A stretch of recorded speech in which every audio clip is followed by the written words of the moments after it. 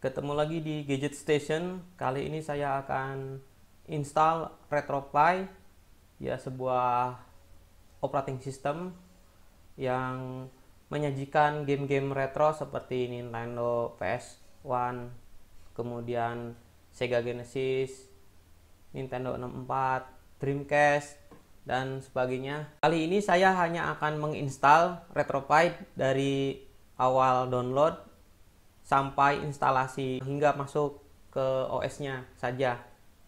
Dan di lain kesempatan saya akan melakukan tutorial untuk menginstal game dan setup selanjutnya. Nggak usah lama-lama, langsung saja ke video tutorialnya.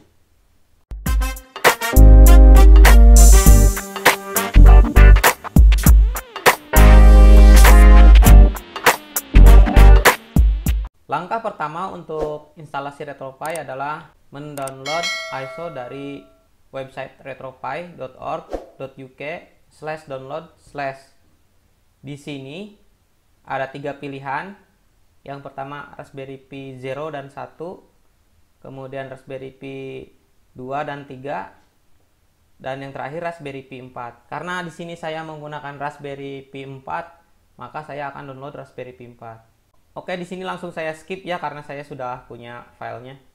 Langkah kedua untuk mengekstrak file bawaan dari websitenya yaitu ekstensi.gz. Kita install 7-zip. Bisa juga menggunakan WinRAR atau aplikasi lainnya ya yang support. Tapi di sini untuk Windows disarankan menggunakan 7-zip. Kita pilih sesuai dengan OS yang kita gunakan. Di sini saya menggunakan OS Windows 64-bit. Kemudian kita install. Setelah itu langkah ketiga kita install Balena Etcher di balena.io. Website untuk downloadnya yaitu balena.io/etcher/. Di sini ada pilihan mulai dari Windows x86 atau 64, Etcher untuk macOS, untuk Linux 64-bit dan Linux 32-bit. Dan di sini saya menggunakan Windows 64-bit, jadi saya ini ya klik yang ini. Tapi di sini saya udah punya, jadi nggak perlu download lagi. Setelah 3 file tadi di download, kita ekstrak RetroPie dari format .gz ke .img dengan cara mengekstraknya menggunakan 7-zip.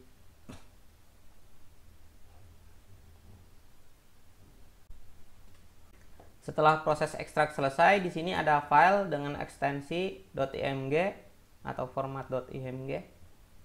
Nah, file ini yang akan kita install menggunakan Balena Etcher ke micro SD yang saya punya. Di sini saya menggunakan micro SD SanDisk Extreme Pro dengan sertifikasi V30, U3 dan A1. Dan yang paling penting di sini adalah A1. Jika kalian belum punya A1 atau A2, sebaiknya menggunakan micro SD dengan sertifikasi yang berlabel A1 atau A2.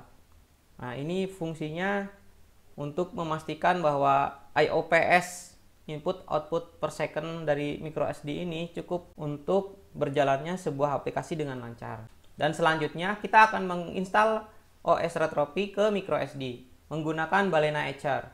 Pertama kita pilih flash from file, klik format retropie.img tadi dengan ekstensi .img. Pilih micro SD yang akan kita gunakan, jangan sampai salah. Kalau sampai salah nanti harddisk kita pun bisa ke format ya. Di sini tertulis generic mass storage USB device 31,9 GB.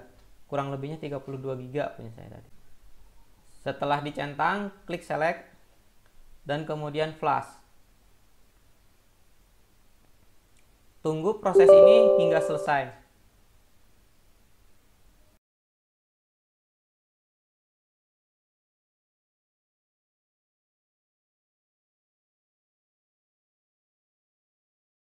Oke, berikut adalah video bootingnya ya. Booting pertama kali. Seperti ini.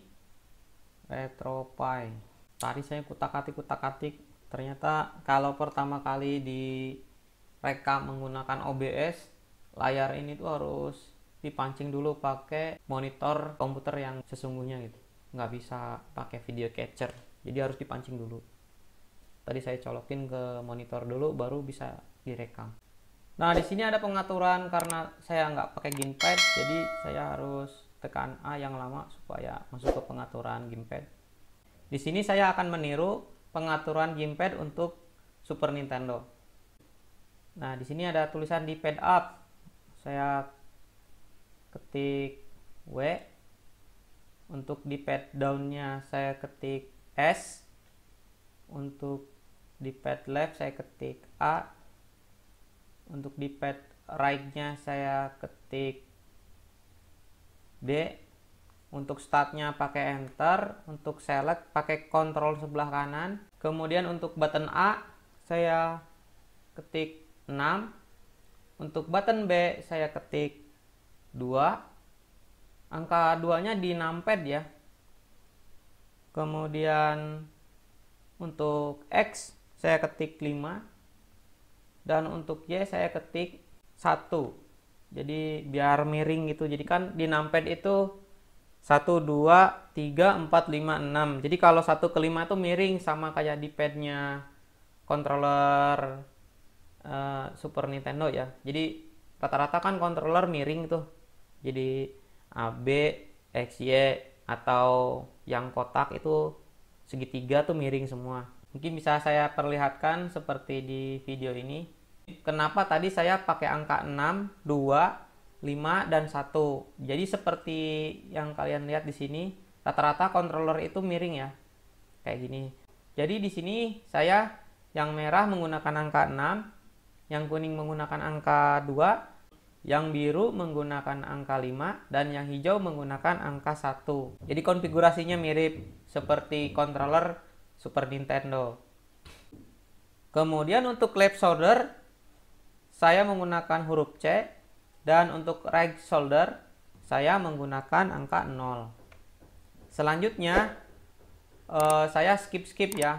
Cara untuk skip itu dengan cara menekan tombol apapun dengan waktu yang lama sampai dia berpindah ke menu yang lainnya. Untuk hotkey, saya menggunakan tombol alternatif atau ALT yang sebelah kiri, dekat tombol Windows ya. Pas ada tombol OK, di sini kan ada keterangan select itu menggunakan A ya. Jadi pada saat di pengaturan terakhir itu ada tombol OK, saya ketik huruf atau angka 6 karena fungsi angka 6 ini sebagai A ya, keterangannya itu select. Di sini juga ada menu audio, bluetooth, dan sebagainya ya. Coba saya ke menu wifi. Untuk mengkoneksikan ke wifi kita perlu mengkonfigurasi country-nya dulu ya. Di sini tertulis seperti itu. Jadi saya ikutin aja. Saya klik yes. Nah, di sini ada nomor 4 ya. Location option setup language and regional. Kita masuk ke situ. Nah, di sini di menu nomor 4 tertulis change wifi country. Jadi saya klik ini ya.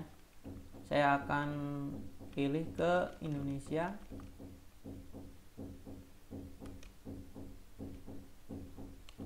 Nah ini saya klik enter, klik finish ya.